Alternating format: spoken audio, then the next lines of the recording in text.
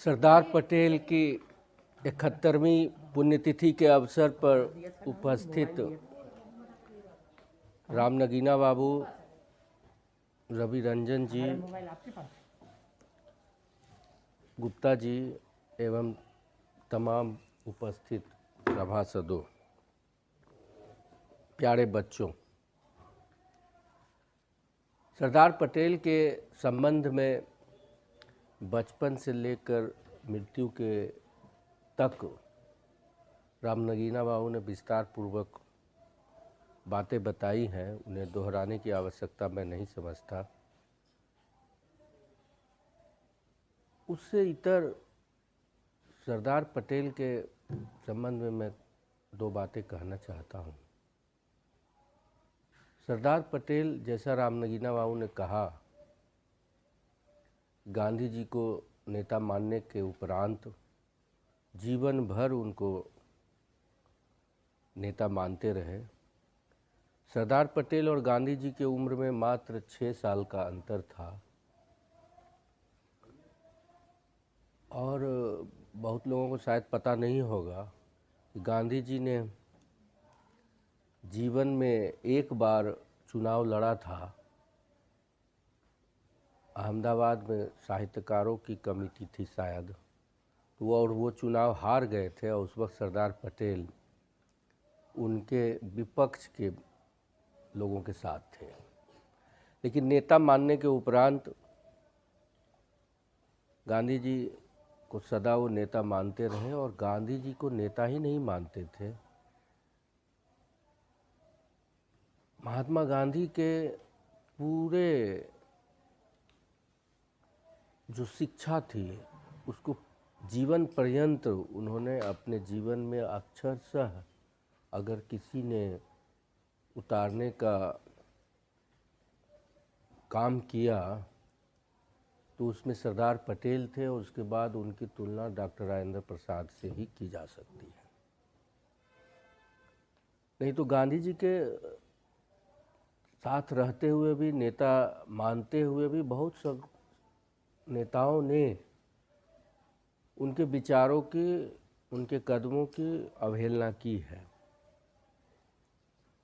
और उसी की परिणति थी कि सरदार पटेल जी जब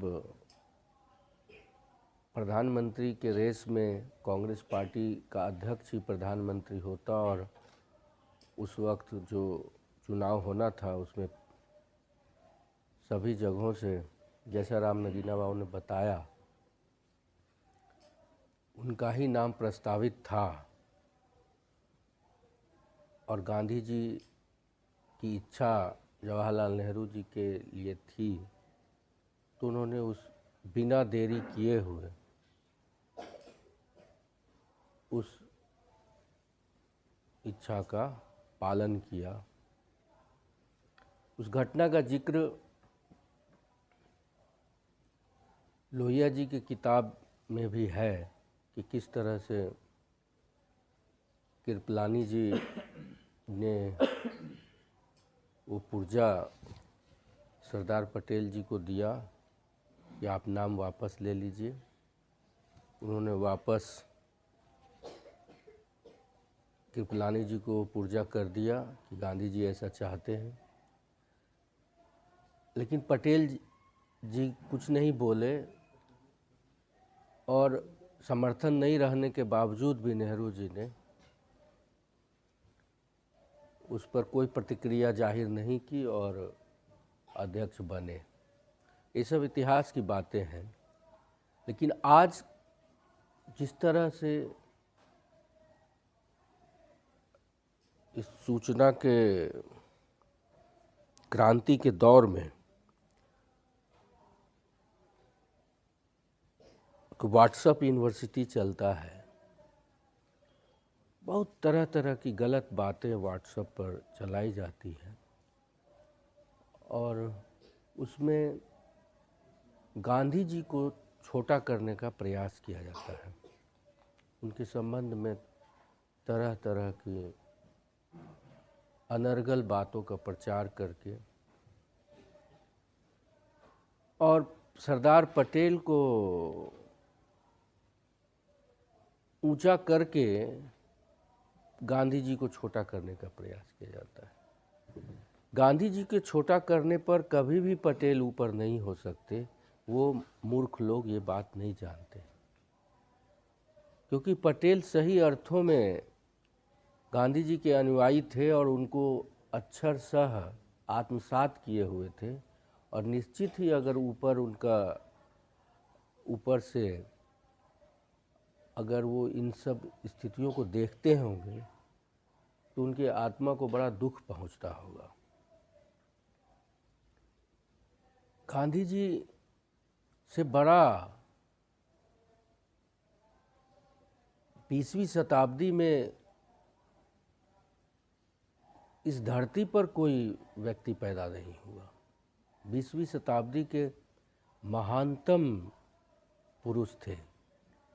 जैसे इतिहास में महात्मा गांधी से पहले हमारे देश ने बुद्ध को एक जीवंत इतिहास पुरुष के रूप में जाना जाता है, वैसे ही गांधी जी को भी 20वीं शताब्दी का दुनिया का महान पुरुष भारत का अगर कोई था तो गांधी जी ही थे। इन गांधी जी को कमतर करने का भरपूर प्रयास सिर्फ जनता के बीच में सूचना तंत्रों के माध्यम से भी नहीं किया जाता, सरकार के स्तर से भी किया जाता है। यह निश्चित ही दुख का विषय है और इस पर विचार करना चाहिए। और ये तथाकथित विचारधारा को मानने वाले जिनकी सरकार है वो ये नहीं जानते, वो इतना नहीं समझ है उनको कि आखिर देश का बंटवारा क्यों हुआ। देश का बंटवारा जो जिस मूलभूत आधार पर हुआ कि इस देश के अंदर जो अल्पसंख्यक समुदाय है मुसलमान, उसका जो ऊपर का तबका था, पढ़ा लिखा तबका, उसका यह मानना था कि अंग्रेज़ों ने 200 बरस हम पर शासन किया, वो हमसे सत्ता छीन करके हमसे शासन किया और वो सत्ता अब वापस फिर कांग्रेस के रूप में हिंदुओं को कर रही है। वो हिंदू को ना करके मुसलमानों को करना चाहिए। हमसे सत्ता लिया है तो हमें वापस करो। अंदर में मूलभूत बात ये थी, अगर वो नहीं मिल रहा है तो एक हिस्सा ही लेके हम अपनी सत्ता उनसे वापस लेंगे। अंग्रेज चूँकि यूरोप से आए थे, यूरोप में भाषा आधारित देश खंड खंड में बटा हुआ था, तो इस देश को बांटने का प्रयास उन्होंने तमाम तरह के लोगों के माध्यम से किया। उसमें जिन्ना भी थे, अंबेडकर भी थे, साउथ के जो पेरियार का आंदोलन था वो लोग भी थे, बंगाल के लोग भी थे। वो खंड खंड में देश बांटना चाहते थे, लेकिन एक गांधी ही थे और गांधीयन सरदार पटेल और नेहरू और राजेंद्र प्रसाद जैसे लोग ही थे जो कि देश को समग्र देश के रूप में, संपूर्ण देश के रूप में बनाए रखना चाहते थे। लेकिन उनकी योजना को विफल करने के लिए कांग्रेस के अंदर भी और बाहर भी बहुत सारे लोग थे और वो अंग्रेज़ों के हाथ खेल रहे थे। और जिन्ना की बीमारी, जिन्ना का इलाज लंदन में हो रहा था।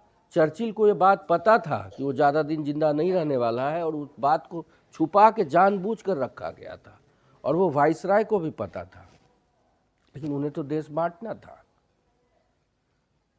तो गांधी ने जो जनता के बीच में समग्र आंदोलन करके जनता के स्वाभिमान को जागृत किया और जिसके कारण अंग्रेज़ों के हाथ से वापस लोकतांत्रिक रूप से कांग्रेस के हाथ में आई, ये काम तो जो तथाकथित आज के सत्ता के स्थापित लोग हैं, जो वो चाहते थे कि हिंदू राष्ट्र बनाना, तो सही मानों में हिंदुओं के पास 700 ईस्वी के बाद तो पहली बार 1947 में सत्ता आया, लगभग 1300 वर्षों के बाद। उसके पहले तो हम गुलाम राजनीतिक रूप से थे ही, सांस्कृतिक और धार्मिक रूप से भी गुलाम थे। तो ये बात तो आज के दिन में कोई पत्रकार भी नहीं लिखता, न उसको कोई जानकारी है, न इसकी कोई व्याख्या करता, न व्हाट्सएप यूनिवर्सिटी में ये बात चलाई जाती है। तो गांधी को तो धन्यवाद देना चाहिए कि उन्होंने सत्ता हिंदुओं को दिलाई, और वो समग्र भारत, जिसमें पाकिस्तान और बांग्लादेश और बर्मा, श्रीलंका तक प्रभाव था उनकी बात अगर मानी जाती तो सब जगह वो शासन होता। हम नहीं पीते हैं, लेकिन ऐसी बात न करके एक झूठ चलाया जा रहा है, और झूठ हमेशा से चलाया जाता रहा है। सत्ता में ऊपर बैठे हुए लोग अपन, चाहे किसी की सत्ता रहो, कांग्रेस की सत्ता हो या जनता दल की कभी सत्ता रही हो, अपने जो हिडन एजेंडा उनका होता है उसके अनुसार वो एक झूठ गढ़ लेते हैं, और उस झूठ को चारों बगल फैलाया जाता है। और उसी फैलाव का एक नतीजा है कि आज के दिन में गांधी जी के मानवीय, बिना किसी जानबूझ के किए गए हो गई छोटी मोटी गलतियों को विस्तारित करके उनको छोटा करके दिखाया जाना। और हम ये मानते हैं कि पटेल जी की मूर्ति बहुत बड़ी बनी है तो बनना चाहिए, लेकिन वो मूर्ति गांधी जी के मूर्ति को छोटा करने के लिए नहीं बनना चाहिए। लेकिन वहाँ अंतर्निहित जो धारणा है, वो जो चालाकी है, वो यह है कि इतना बड़ा मूर्ति बनाओ कि कालांतर में लोग गांधी को भूल जाए और पटेल को ही उनसे बड़ा। लेकिन गांधी जी को छोटा करके पटेल को कभी भी बड़ा नहीं किया जा सकता, क्योंकि पटेल ही सही मानों में गांधीवादी थे। और इन बातों का हम जब तक ध्यान नहीं रखेंगे और सत्ता के द्वारा फैलाए गए नैरेटिव को में बहेंगे नहीं और सच्चाई को जनता के बीच में ले जाएंगे, तभी सही मानों में पटेल के प्रति हमारी सच्ची श्रद्धांजलि होगी। नहीं तो इस तरह से जयंती तो बहुत जगह पुण्यतिथि मनाई जाती होगी, मनाई जाएगी, आई गई बात हो जाएगी। हमें इन बातों को ख्याल रखना चाहिए कि सच्चाई क्या है। सच्चाई हमेशा झूठे लोगों के भीड़ के द्वारा दबा दिया जाता है, और उस सच्चाई को